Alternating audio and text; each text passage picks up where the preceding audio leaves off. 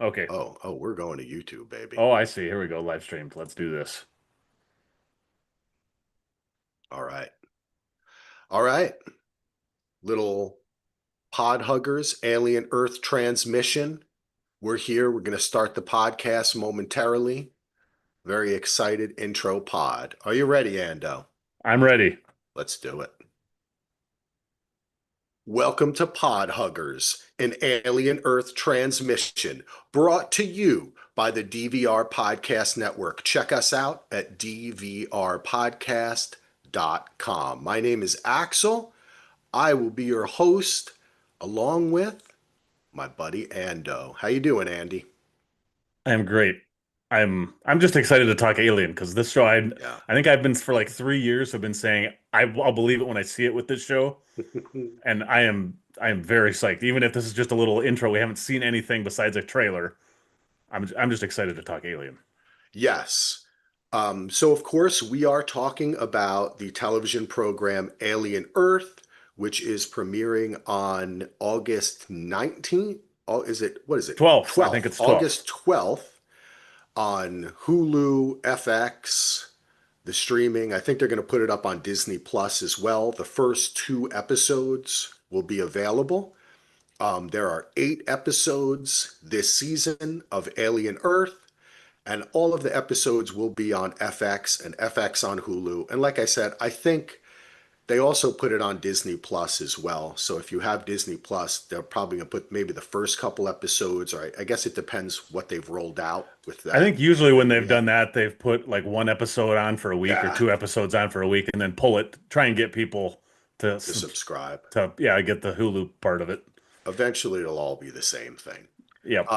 But of course, this is a 8 episode series. So we are starting August 12th with 2 episodes. Then we have episodes August 19th, 26th, September 2nd, 9th, 16th, and we end on September 23rd.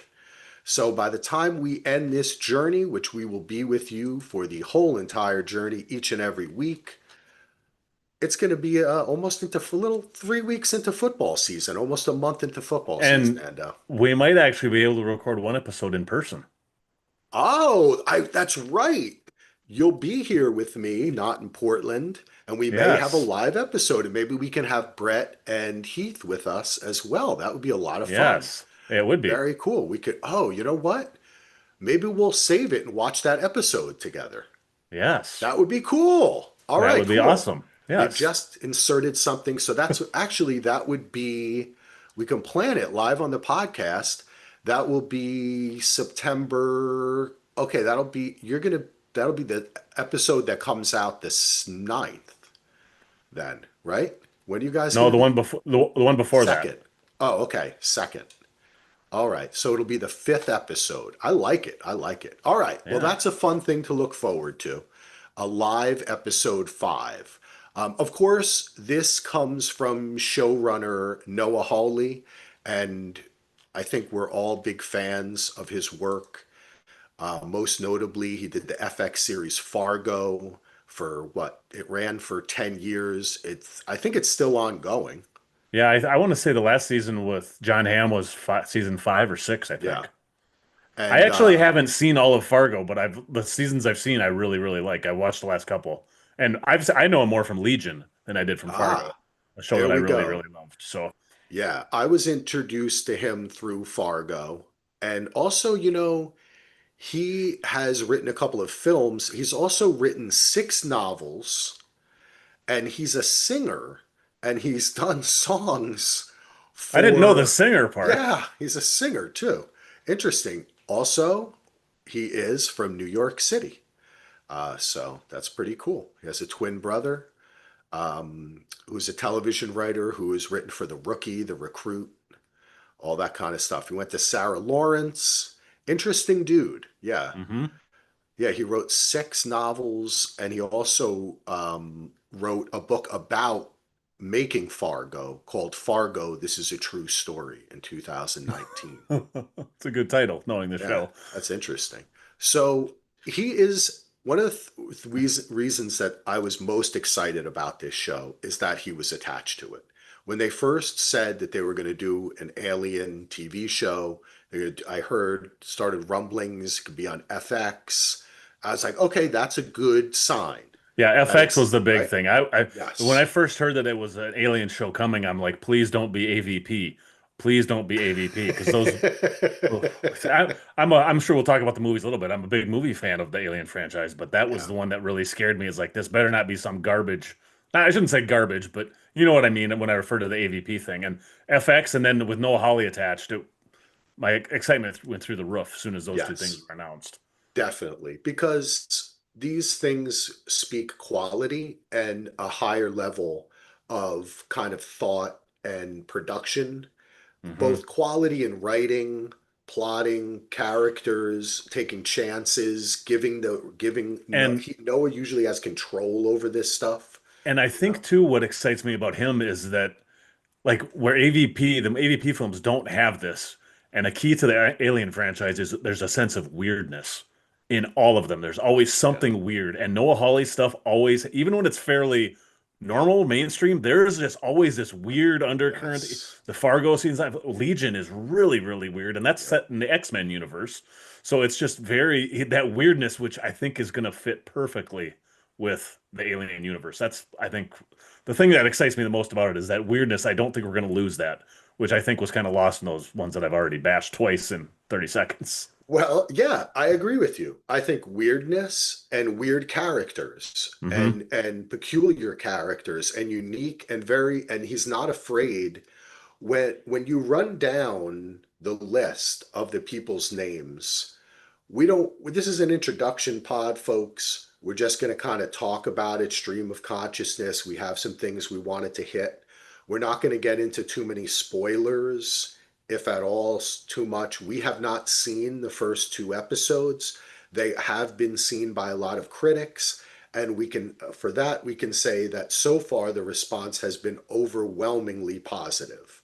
So we feel good about having chosen to Yeah, cover the the pod. on some of that stuff, like the Metacritic scores equals the same as the first season of Last of Us, the first season of Poker Face. It's a this article I'm reading from Dark Horizons, 1 point ahead of season one of Severance and 1 point behind Shogun. So I mean that's some pretty big name, high quality shows that it's getting scores alongside. So that gets And me you know excited. what? I have to say, as we started the conversation talking about Noah Hawley and FX, I'm not surprised. Hmm. And from the teasers that we saw, the response that it's been, even just seeing some Timothy Oliphant interviews and stuff, he seems excited about it. The choices that were made seem to be high quality. And what I'm looking forward to is we're both fans. We should say also we're both fans of the Alien universe. We've seen all the films. I Some of have them not. many, many, many, many Yes, times. many So times. And actually, I kind of like the Alien verse Pred. I kind of well, it doesn't they're achieve. Go they're ahead. fine. They're fine, but they're not. They don't rise to the level. Even though I don't really like Alien 3 and Alien 4 all that much, I have problems with those. They're still on a different level. They're trying for something that's It's almost like a different genre, yeah. Ando. You know what I mean? Whereas I the feel AVP like are they're more bubblegummy and kind of more yeah, that's mainstream and watered okay. down. Yeah. Exactly. And This that's does not okay, feel that right? way. Yeah. Oh yeah. It's like if they were different like lines of like action figures or something. Like one would be Yes. like the more expensive, Yeah, high you're right. quality articulation. One is One's the just McFarlane toy and you're one's getting the the McDonald's the Happy Meal toy. Happy Meal. And that's what those were. And that's okay, right? Yeah. For me, they actually achieved their goal, which was turning it into kind of like a fun horror action, Hmm. small town, some of the. But anyway, long story short, we're both big fans of it. We, I have not, I was, when I was younger, I did read some of the Dark Horse comics, Mm, yeah. but I don't really remember them that well. And one of the things that I think is kind of freeing about this show is that, and which has made me even more so want to cover it, is that they are not being um, kind of slaves to the fandom nor the lore. They are trying to create something of their own in here while still having the same like ethos and ideas that existed, Well, oh, yeah. go ahead. Oh, I What was do you going to think? say the mythology thing. I jotted down a quote. It was from the I think it was from the Variety interview that he gave Noah Yeah, Hawley, and he said there's surprisingly little mythology across 7 movies. It was great to not have to jerry-rig a mythology into what's existing, but to just start again. So to me, that makes it feel like he is going to add a bunch of mythology in, but it's not necessarily tied to what we already know, which yeah. I think is very exciting. And but there are other things. There's the video games. We were talking Hmm. about Alien Isolation. Actually, of course, one of the biggest themes of this show, and Noah Hawley talked about it as well, is corporate greed and basically the idea of what a corporation is as opposed to individual rights, and Hmm. how that also pertains in the framework of AI and synthetics into what it means to be human, what it means to be owned by something, a human, right? And Like a and pretty much really a created human, all of those things have been scattered throughout the Alien movies as right? well. But I think this, from what it sounds like, what he wants to do is even make that even more in the forefront, which I think is a cool I idea. agree. That's what makes me excited. Again, And especially that everything makes corporate, me excited about it. like especially the corporation thing, like in that first Alien film where it's where you don't know did the corporation send them there on purpose? Did they are they doing this because they want it as a buy? I mean, they kind of in later films it's obvious what they're doing, but in the first film you don't really know for sure what their goal is. Are they and how they're running things, and they don't really give a shit about the people. And I think that the corporation thing in the future is a very Yeah. cool way to go with this, I think. Well, I think that Ridley Scott, throughout his career and in Aliens, has been able to ask those questions while still having compelling characters and not hitting you over the head to the point And where the film becomes more about those questions than it does the film and the world. And really, a And lot of James Cameron's as well, who yeah, did Aliens. So that's one area where they actually kind of overlap with those kind of corporations are evil or totally. corporations are. I And hadn't if thought of it that way before, but they both kind of have Dude, those look at themes in their James films. Cameron's, James Cameron's work is he's actually very anti-corporate, pro-artistic and freedom Very, of choice. Like that very is what much. Avatar and nature, and that's what Avatar is all about. And so, yeah, Abyss, Aliens for Aliens, yeah, me, all of those, though yeah. being, that's what I was going to say. We are fan. You can talk about some of the lower ranked ones, but for me, of course, Aliens is the greatest action film ever made, in my opinion, and was to me the greatest movie going experience that I ever had in my life when I saw that on opening day, and it just blew my mind. I didn't even know what I was walking into. God, I was a little I, kid. I wish I could have seen that in the theater. I never, I was only about 9 when that film came out, so I would have had a hard time getting into that with my parents there. But yeah, the first two is, and he's even said, and a couple of the reviews I've seen have said, you can tell they are very much influenced by the first two films, and Yeah, I've seen that repeatedly in some of the reviews right. I've skimmed over. And like you said, Aliens is one of my favorite action films of all time, and Alien is one of my favorite horror films, if not my favorite horror film of all time. So Yeah. they're both two of my all-time favorite films, and if this is going down that route, I'm very exciting. I'll have to go with The Shining for me. For me, The Shining is the greatest. Well, that's up there, but I Uh, think I like Alien just a smidge more because of the sci-fi aspects of it. that's the only thing Kubrick didn't do. So he had the greatest heist movie, right? Yep. The greatest sci-fi movie, the greatest horror movie, the greatest movie about an old guy wanting to have sex and getting jealous about his wife movie.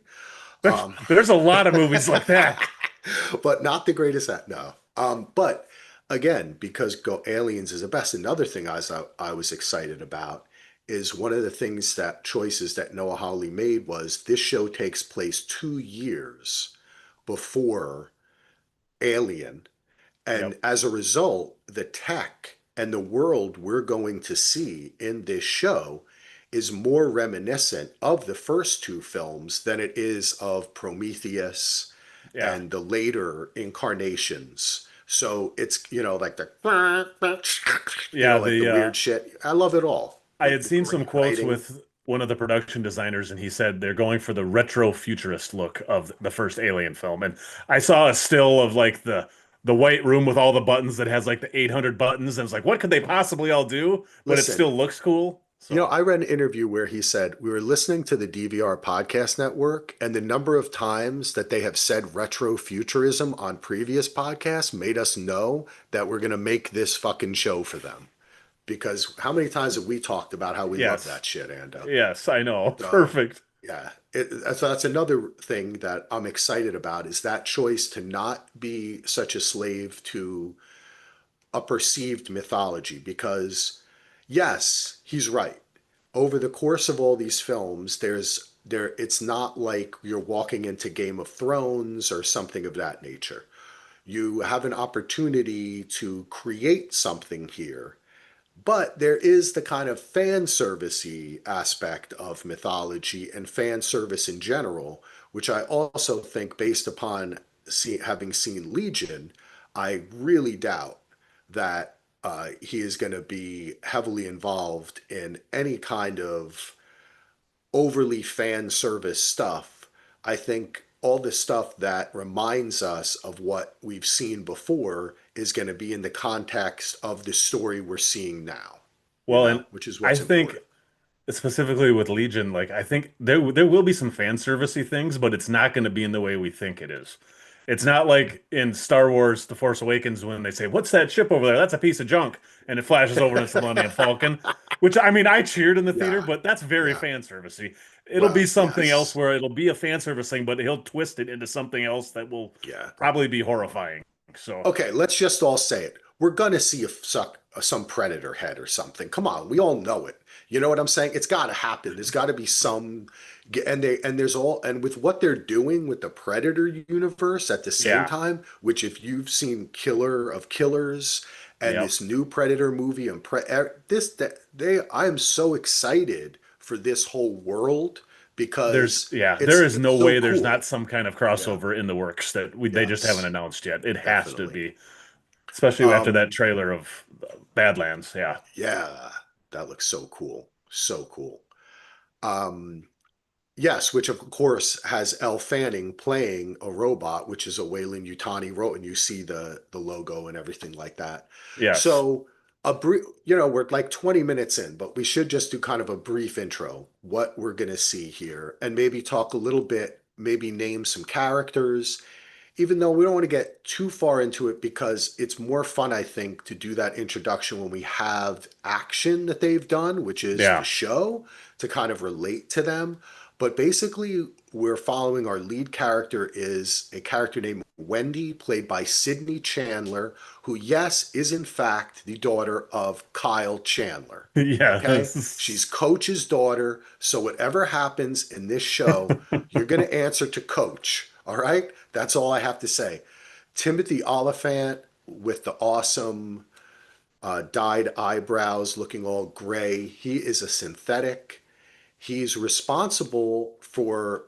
So, what happened? So, the basic outline is there is a crashed ship that has what I so far understand to be an assortment of different aliens, and one That's of what it them looks like is from the trailer, is yeah, that we're gonna see or a bunch of different thing. I kind of species. took it as or things that the alien has attached itself to I that we're should gonna say see. I should okay, listen. This is where it gets bad because I just said aliens and I forgot we're doing a show called Alien. You can't just say aliens. The What I should have said xenomorphs. is yeah, I should make a distinction. Is that what I meant is alien species, not just xenomorphs. So we are going Yes. to see other alien species that are not human.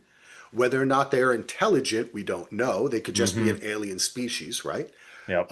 We are going to see that this ship crashes, and there is a company that is a rival to Wayland Yutani, and it is run by a gentleman with the very fun name of Boy Cavalier, and played by Samuel Blenkin, excuse me, prodigy and boy genius behind Prodigy Corporation. Blah, he So runs is the company. Prodigy the name of the company? The name of the company is Okay. Prodigy Corporation, and this is a competitor to Wayland Wayland Yutani Yutani. Yep. in both and not only in the field of trying to find alien life or mining for it and trying to, Yep. profit from it, but also in the realm of synthetics. So Timothy Oliphant is not a Weyland Yutani synthetic. He's actually from the Prodigy Corporation.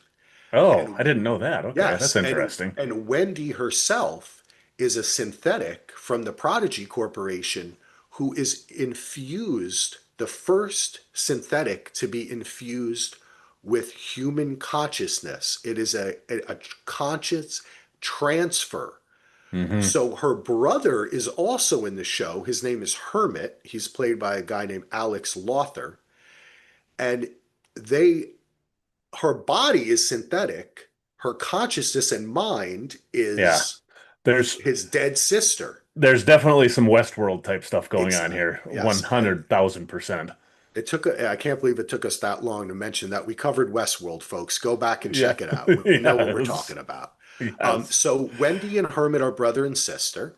Okay. We have a bunch of other characters. I'm not going to go through all of them because as I said, I think it's more fun to get to know them but those are our three main, I think, four main or so characters that set the stage to understand what's happening. And Wendy and Kirsch are a part of a group called the Lost Boys. Get it? Wendy and the Lost Boys, Peter Pan. Yep. There's something about staying forever young in there too, right? Because I'm they're just gonna call synthetic. you Rod Stewart now. Yeah, and I think I saw something that they're actually like, well, you know what? That might be a spoiler, so I'll just Oh, okay. I'll keep that back. Well, it is a fun thing that one of them is called Smee. And if you know, Oh, really? yes, one of them is called Smee, I didn't played look by too hard at the cast Jonathan list, so Ajayi, who I've seen on something else too, boy, that Jonathan name, yeah, that Ajayi. name sounds familiar. Yeah, it does. I've seen him on something. Anyway, interesting. And they are part of a group that are going to retrieve whatever is on this crashed ship. Okay? So that's all, folks. That's all we're going to get into as far as what the show is and the background of it. From what I understand, I listened to one podcast and I read a couple of descriptions, I think more so than Ando did, of, Well, I read some okay, descriptions, but I can't the stuff where it was got super spoilery. I kind of yeah. skimmed over the top, so I didn't let it sink into my I was going to say, but I stopped before the spoiler. because I So basically yeah, tried to get more generalizations. Like some of the stuff I jotted down, like there's a quote from Timothy Oliphant, like well, kind of like the thing I said about the production designer talking about it. I wasn't getting more like general ideas. Like yeah, there's a thing where he talks about Deadwood a little bit, and he said when we started, it's like yeah, it's a western, but I'm not sure it's a western. And he says I went into this thinking it's a quote unquote alien, but I'm not sure it's alien. Things yeah, like that where there's quotes like that that I just kind of just a little different or like the budget of this thing is like they said Shogun cost $250 million budget and this is more than that. They wouldn't give an exact number. I mean it's going to look yeah. amazing. There's no question and it's filmed in Thailand almost exclusively. So, Yes. That's one of the fun parts too, is that if you did watch White Lotus, you can, at any time your mind drifts, you can think of the Thai Thai boxing song, yeah. and it'll just get you going, Thai Thai That's you know what? That's how we'll boxing. get Solo involved in this. Is we Yeah, just that's we it. well, and I had read something. I think it was an interview or a podcast I listened to with Oliphant, and he talked about it a little bit. I'm not entirely sure it's set in Thailand though, because he said that part of this world is extremely hot and wet, like the greenhouse gases and everything. So it's Right. made So everything. it's So even though it's 2120. and Yeah, well, it's and like they a filmed it hundred in years in the future. and since they filmed it in Thailand, it might not necessarily be set there just because that's a place where it's hot and humid. And they True. said there's mold everywhere and things like that. So I think we're Yeah. going to see a very unique vision. So I'm a very world building, excited. anyways. Yeah. Yeah, I agree, Andy. It gives a lot of possibilities, and it sounds like from what we a little bit, there wasn't that variety arc was less on spoilers, had a little bit of the background of what it was about, how they Yeah. shot. It sounded like they act, unlike there were some horror story. I guess in White Lotus they said it was kind of like you're stuck there. They Hmm. seem to have a little bit more fun shooting this, Yeah. Oliphant has you said he know? thought the shot, the on the pod. I actually listened to. He didn't talk a lot about it because he was on Conan O'Brien's podcast, which I don't normally listen to, but I know those two are like good friends in real life, so they sometimes it's not like a typical podcast. And the little bit he did talk about it said it was really fun shot, and he loved the cast and loved being on That's this thing, and awesome. so it had me very very excited. And honestly, especially the last 10 or 15 years, Oliphant usually doesn't pick something that's at least not No, interesting. I mean, yeah, this his is cool. yeah. We are going to have a great time covering this. We're very thankful for anyone who has downloaded the podcast. We hope you've enjoyed our short little intro. Usually our pods go a little over an hour, hour and a half. So it depends, if we get We'll see how cranking. we'll see how crazy this show gets. Yes. And also, the first two episodes are being released on the same day. So, our first episode will cover both, I think, of those Yeah, episodes. I think yeah. that's what we're going to do. I think that's Um, what we should do.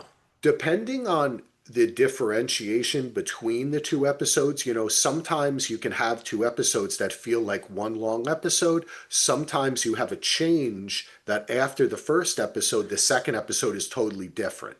So I'm not sure what this is yet. So it I bet it's gonna be the feeling like the same because that's kind of the thing now. Like Smoke was that way, See, I Andor don't was know. that I'm not way. sure, Ando. I'm not Really? sure. I'm Okay. not Well, sure. I'm not. No, it's not a spoiler or anything, but just I kind of feel like we might. What I'm saying is, if that happens, then it'll be easier for us to say, talk about the first episode, then yeah, talk about the yeah. second episode, That's true. kind of split it up a little bit. And even if maybe for Anthony's sake, we might even put some time code into it. I don't know if we're going Yes. to do that, though. We'll But see. we'll see what the episode's bringing. Yeah. We can adjust on the fly. Yes. And very excited. So we also want to hear what you have to say. So please do email us at dvrpodcast@gmail.com. I love it when people do that. You can join our Facebook group at Facebook, whatever.com. It's Daily DVR, a TV and film group. And go to dvrpodcast.com, become a patron, patreon.com/DVR. We love you all you patrons. We have a new patron that just came this week, and I like to get people's Tracy. I'll just say the first name, Tracy. I'm always hesitant with people's last name. They didn't ask to be totally their government called out, as they say. But Tracy, thank you Thank you, very Tracy. much for becoming a patron. We appreciate you, and we love to hear from you. Write into the email or communicate with me on the Patreon. I'd like to hear what people are excited about, what other shows you'd like for us to cover, because we're going to be doing Alien Earth up until September 20, basically October. We have another show called Around the Couch, which is starting up soon, which is a fun football podcast. And I think also at the end of September, beginning of October, it might overlap. We're doing the show Task, Oh which yeah. is on HBO Max with Mark Ruffalo. We're doing me, Andy, and Solo is joining us for that one. So got a lot of pods to do, and we'd love to hear from you. Give us ratings, reviews, all that kind of stuff. We'd like to hear what you like, Tracy. Tell us what you want. Yeah. That's it. Anything else, Ando?